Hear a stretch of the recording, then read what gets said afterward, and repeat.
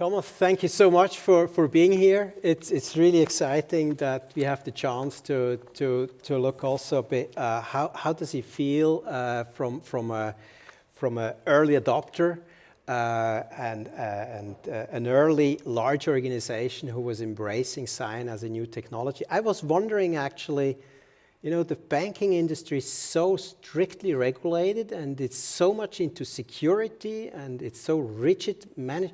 Is there any room for innovation? I mean, how can you innovate if everything is regulated, right? Absolutely. So first of all, hello everybody, and thank you for having me here. It's a pleasure to be here. And your question makes me smile because actually innovation is a recipe to deal with regulatory, prescription and be innovative about security. I think it's not regulators which are limiting us, it's reliability of technology which is limiting us. You know, enterprise readiness, having 24/7 support, really knowing that you can count on a technology when you're applying it. And in a discussion this morning between the technical experts, there was often the conversation around, making sure that the SCiON technology gets integrated just as a base feature into SD-WAN gear or in other, ISP services. And I think this is much more important for industry scale adoption of the technology than, regulatory restrictions or the like. So innovation and niche players and startup companies are very interesting providers of technology for us to look at, and the decision to go along with such a technology is then not driven by the constraints you mentioned, but by those I mentioned around how reliable and support worthy, etc. is it. I think this is really great news, also great news for the startup scene, because obviously a startup can only be as good as its customers. Yep.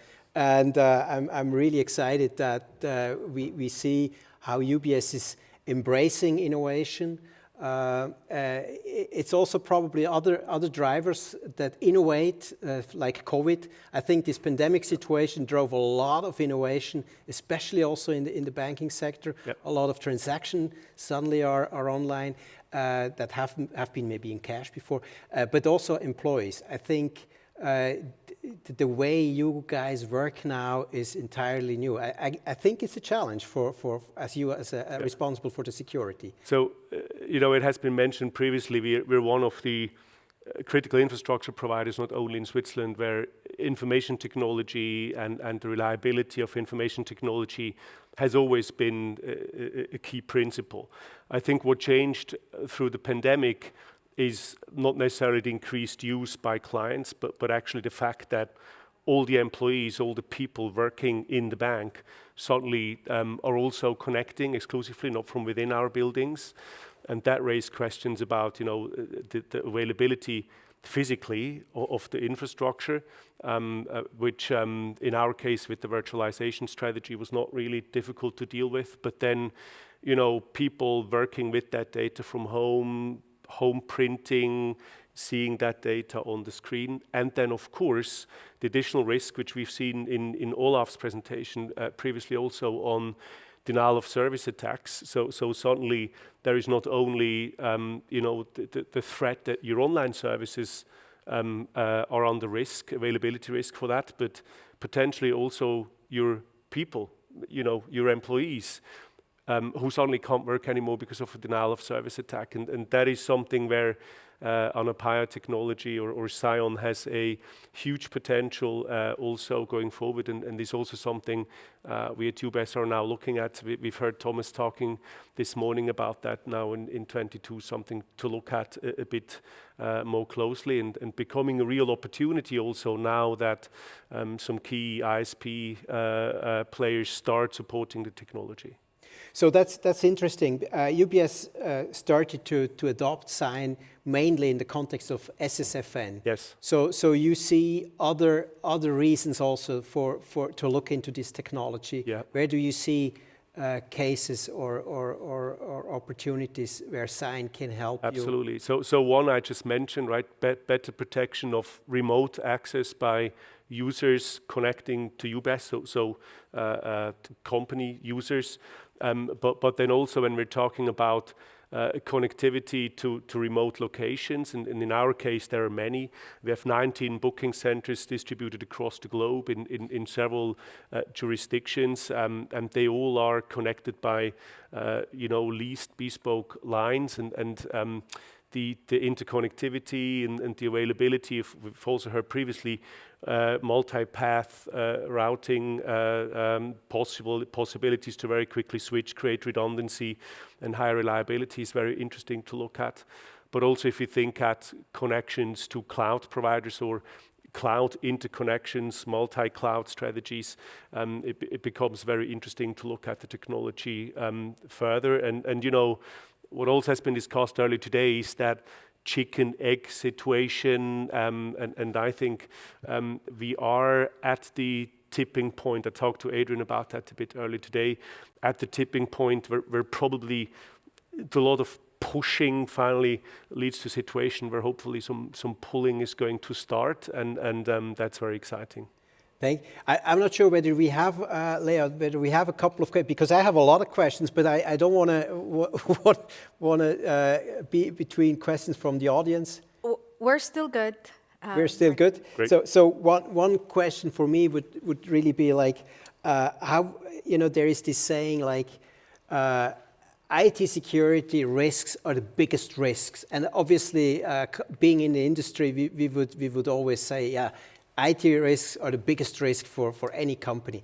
But I'm not sure. How do you rate that statement in the context of your experience? Well, I wouldn't just limit it to companies. I would say to organizations of any kind. And if you look at how our economy is organized globally, then it's not hard to see that the reliance on information technology is increasing all over the place. The pandemic has shown that, but it should be clear to everybody. And that technology is intrinsically insecure, and the networks it's based on as well. So it's basically multi-layered insecurity on which our economy is built.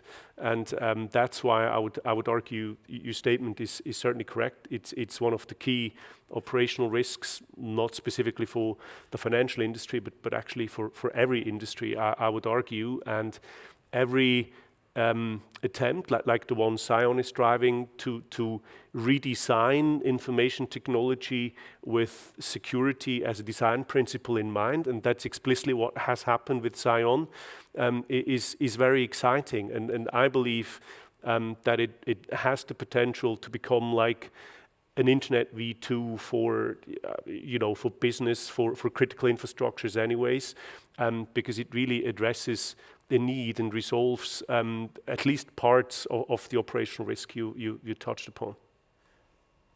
Thank you very much. We have room for one more question. And are there from the audience also questions? This time it's all. We don't have questions. Okay, great. And then, because that's great for me, because I was wondering, we hear a lot that the attacks and the heaviness of the attacks have been increased. Can you confirm that from your experience now? Did it become more violent, more aggressive, more professional over the last couple of, let's say, 12, 24 months, how you have been attacked? So, not specifically us, I would say it's a general observation that during the pandemic, an uptick of attacks has been observed because people changed work environments and the different setup. What also has been mentioned previously is Log4j, that huge vulnerability which hit us exactly before the Christmas break. And with us, I mean us as society and not us as UBS, which is showing how much we are all exposed. So I would say the attacks quantity has increased. I would say the sophistication of attacks has also increased potentially, but the problem is not so easy to solve and won't go away so easily. And I think what we're discussing today is exactly the recipe to counter that and to really define ways and redefine technology to overcome that inherent problem it has to be secure. So what would we need to use SCiON on a global scale for the banking industry? Do you think it's really like we need then also having access for all the end users, like e-banking? Is e-banking a big topic? Or would you say in the first step it could also be like the closed networks that could be improved by SCiON between banks, maybe like the SSFN, but on a global scale? I mean, with e-banking, the challenge is more around confidentiality and integrity. Obviously, availability also is important, but I think what is required to really use the technology globally at scale is also what has been previously discussed. It's availability in networking gear, in networking products. In SD-WAN technology just embedded in there, just an available service which ISPs do support, so that if you're a company, want to use it and want to interconnect your locations or want to secure connections between internet service providers your employees are using and yourself, the less you have the problem that somebody doesn't talk SCiON and doesn't know the protocol, the higher the adoption rate the technology will have. And what we've seen with the foundation and what Adrian also told me in conversations, that going after standardization is now a strategic objective also. That's all the right steps to get there. And actually, that is also one of the reasons why we have proactively from the beginning supported SSFN.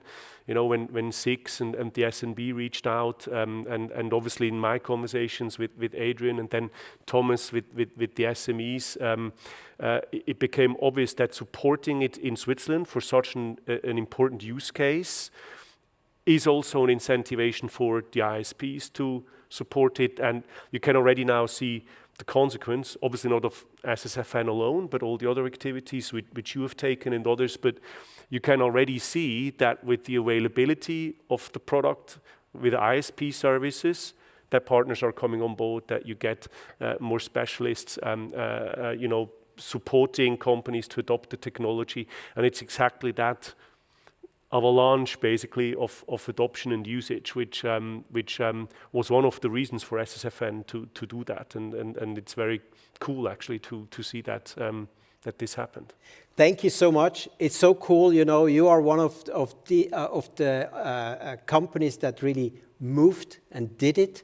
And obviously, this is very inspiring, I think, for a lot of others. So we've seen the ecosystem is growing fast, and I think it always needs these first movers. And I'm really excited that such a large bank like the UBS really has the innovation power and the energy and also the people to drive such an innovation and do these steps. Thank you so much. Thank you very much. It was so great to have you here, and I'm really excited what we can move in 2022. It feels exactly like a good year to do stuff. Great. Thanks for having me. It's a pleasure. Thank you. Thank you so much. Thank you. We can keep listening to Martin and Thomas' discussion, but I'm afraid we have to pause for a short coffee break. Thank you, Thomas. You're welcome. Thank you, Martin. Thank you so much. Thank you.